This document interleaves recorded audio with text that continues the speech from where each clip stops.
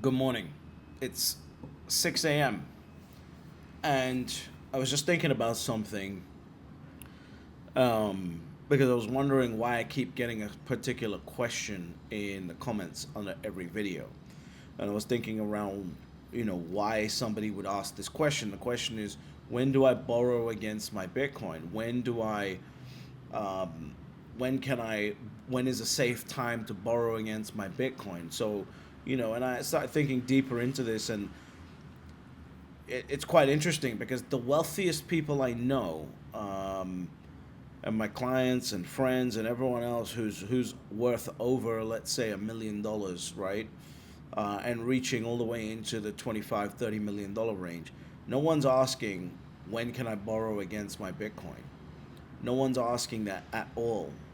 And so when I hear people who are talking about borrowing against their Bitcoin, I was trying to dig into the mindset around that and trying to see how I can share, because it seems like people who are um, of less of a net worth are more worried about borrowing against their Bitcoin. I want to impart some wisdom and lessons that I've learned, which is exactly why I need you to subscribe to this YouTube channel, because the faster you subscribe, the faster YouTube will, the algorithm gets spanked, and it puts the message in front of more people. And the last thing I want is for people to think that they need to over leverage on their Bitcoin and get into a position where they need to sell their Bitcoin. So please subscribe and please share this video. It's extremely important. Also, I've got a video coming up which is going to be my first ever Bitcoin price prediction video for this next cycle. So that's coming up soon. So please subscribe so you don't miss out on that. But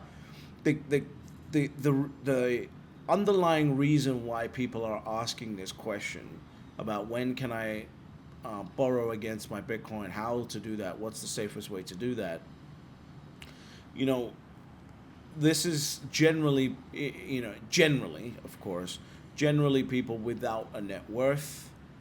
And the reason for that is that generally speaking, people with a net worth have a certain element of an off switch that is broken. So for me, regardless of how much net worth I have, I could turn, like I put a tweet out saying I could record and share my knowledge on Bitcoin every day for the next 8 years without taking a single penny for it, because I don't need it. Um,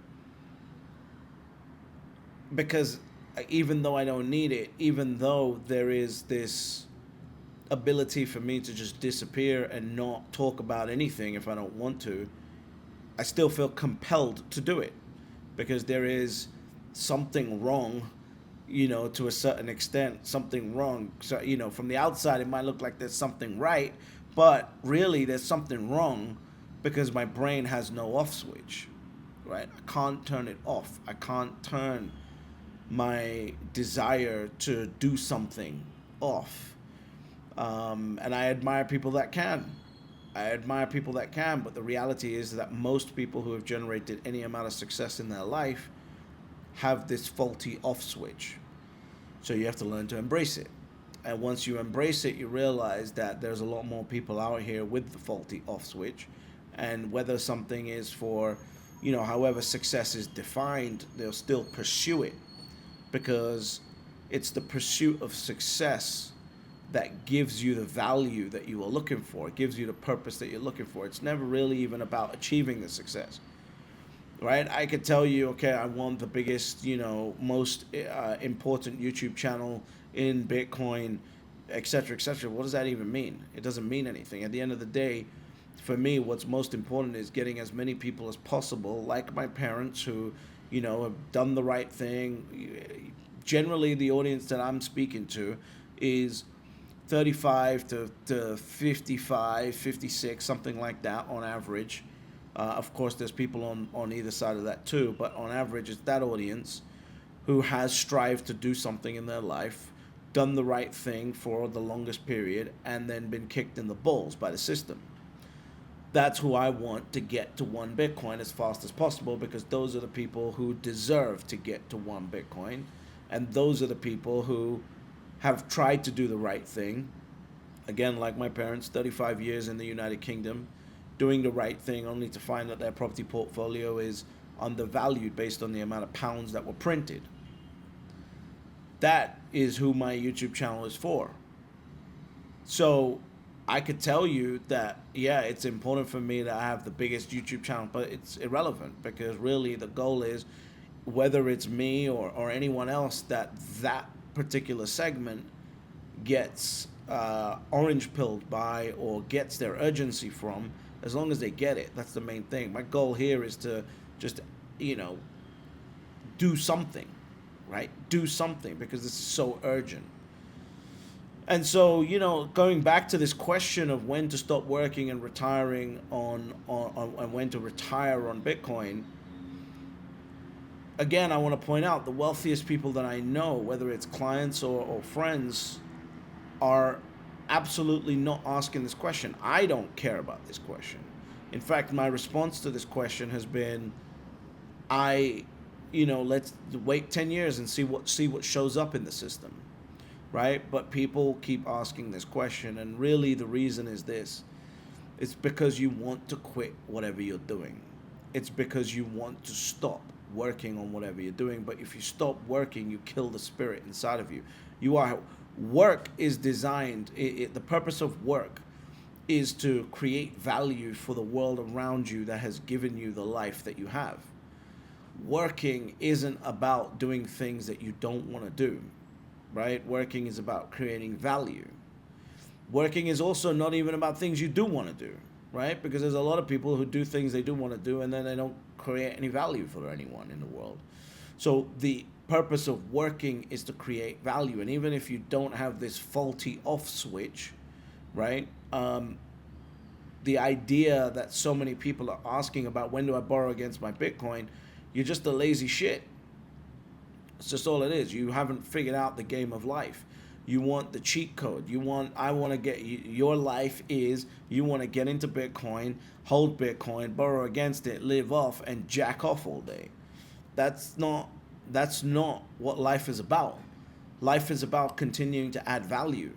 So the real purpose of what you should be aiming for and striving for, at least in my opinion, is the ability to hold enough Bitcoin to have the security so that you can create the value that you want to create, rather than being forced to create the value that you have to create right now. So if you're asking this question of when do I borrow against my Bitcoin, when can I retire, I want to implore you to ask this question. Why do you want to quit so much? Why do you want to quit so much? I can understand in a fiat system that people want to quit because they're serving something that doesn't come from within them, and then they're being given dollars in order to plug that hole of subjugation, and then those dollars are being further devalued. I understand in that scenario you just want to quit, but you're applying the fiat mindset to Bitcoin. With Bitcoin, the thought process you should have is, what is the most valuable thing that I can do right now? And valuable doesn't mean to you. It means valuable for the world. What is the most valuable thing that you can do right now to impact the world? And how do you judge whether it is valuable or not? Whether someone's going to pay you for it or not. It's just very simple. Whether someone's going to pay you for it or not, right? So I know for a fact that at some point, this channel is going to be big enough where we already had it. We already had sponsorships, people trying to get me to spew their stuff. It's no one that I respect at this point. And I don't need it, so I don't really think about it. But we've already had people approach to try and get me to talk about their offering, because I understand that eyeballs equals value, right? So there's always, I'm doing something valuable, and that value will be returned to me at some point when I decide that I want it. And that's what I would implore you to think about.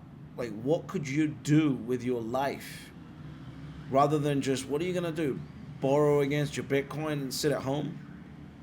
Instead of worrying about when are you going to be able to borrow against your Bitcoin, figure out why you're so sad with your life that you want to quit in the first place. Figure that out. It's extremely important. And Bitcoin is the first time in human history that every person, whether you're at the bottom of the economic scale or at the top of the economic scale, you know that you can work, create some value in the world, and you have a savings tool that's out there that's allowing you to protect the value that you've created.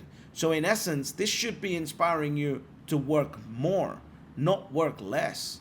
This should be inspiring you to do more, to gain more value, to give more value, so that you receive more value, so that you can put it into Bitcoin for yourself and your family. I should not be receiving this question. This question is I'm only receiving this question from people who are either new to a net worth or are not at an appropriate net worth. Because once you get to an appropriate net worth, you realize that there is no stopping. You're going to create value, right? And one day in the future, and Bitcoin's not there. Everyone knows that part. Bitcoin's not there yet. Like one day in the future where Bitcoin will be worth, a lot more money than it is now, and then you can either borrow against it or sell some on a monthly basis. But Bitcoin's not there yet. So why are so many people worried about it? The only reason you're worried about it is because you're tired of the life that you're living. You're tired of the life that you're living for the fiat that you've been working for. So the question that I want to ask you is, how do you stop? What is it going to take for you to stop thinking like a loser and start thinking like a high net worth individual and start focusing on creating more value in the world? Whatever that is. And again, I will reiterate, value isn't what you feel good doing. Creating value in the world is not what you feel good doing. You know how long my best friend told me for years, you need to create a YouTube channel. You need to create a YouTube channel. You need to create a YouTube channel. Screw all this other direct marketing and all this other stuff. You need to create a YouTube channel. I didn't listen because it didn't feel good to me. It didn't feel good to be so out here, right? It didn't feel good. But he was right, right? Because even though it doesn't feel good, it's the right thing to do, and people's lives are being impacted. Do you know how many messages I get every day of people telling me they finally got to 1 Bitcoin and the urgency was because of watching one of my videos?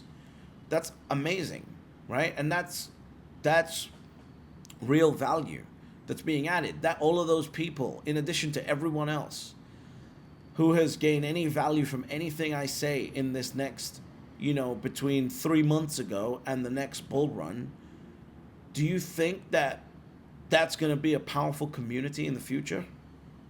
Certainly going to be more powerful than the $10 a month DCA gang, I'll tell you that much. So really the point here, this is in essence a mindset video. This is not even about Bitcoin at this point. Bitcoin allows you to focus on creating new value streams that you can send out into the world to receive more value because you finally have something to save in. But if you're sitting there wondering, when can I borrow against my Bitcoin? I bet you more than likely you're a millennial. There is definitely no, boomer, for example, that I know is thinking like this. They're not worried about it. Why? Because they have that inside of them to create value. If you're a millennial, you need to look yourself dead in the mirror and ask yourself why you're so weak when it comes to creating value.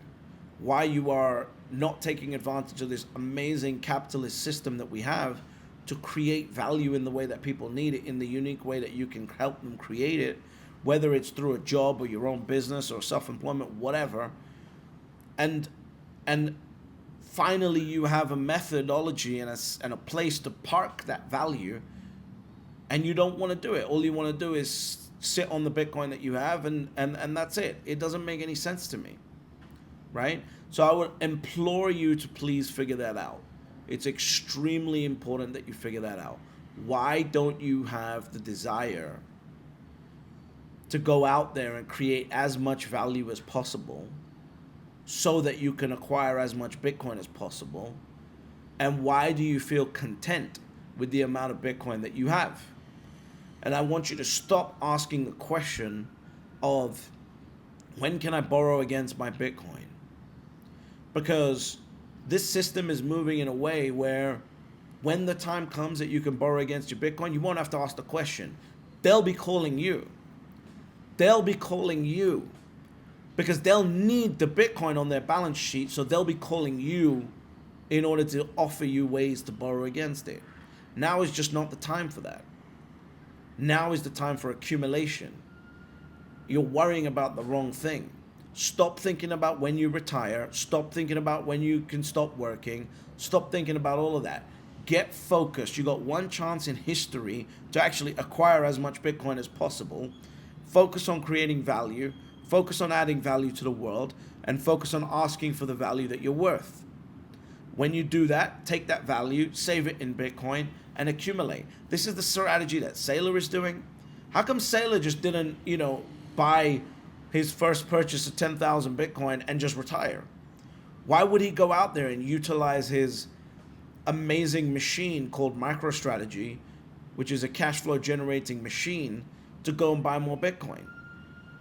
So I want you to think like the people who have high net worths, right? I got a friend right now who's worth $20 million, and he's trying to figure out how to generate extra cash flow on his $20 million of assets to buy more Bitcoin.